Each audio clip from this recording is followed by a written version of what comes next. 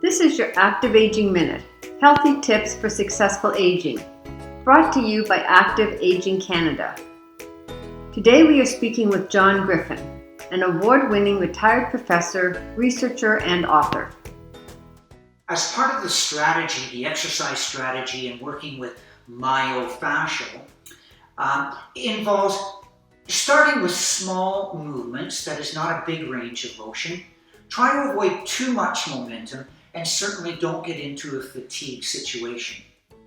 If you've been doing a fair amount of work with this myofascial, you might want to wait 48 hours, 2 days before you head back into another diet, just in case you're a little bit tight in that area.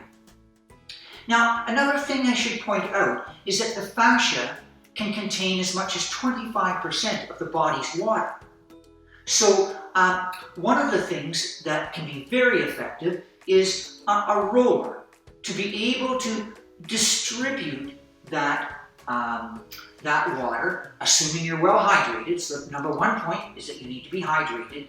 And then when you're hydrated, the water can be spread out between your muscles very effectively. This also helps with tissue regeneration, that is repair. And that's why physiotherapists often use a roller in order to get repair happening, because it helps with hydration and repair.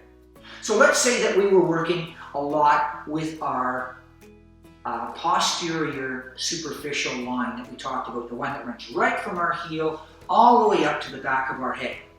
We could put the roller on any part, but let's say that we wanted to work our lower back.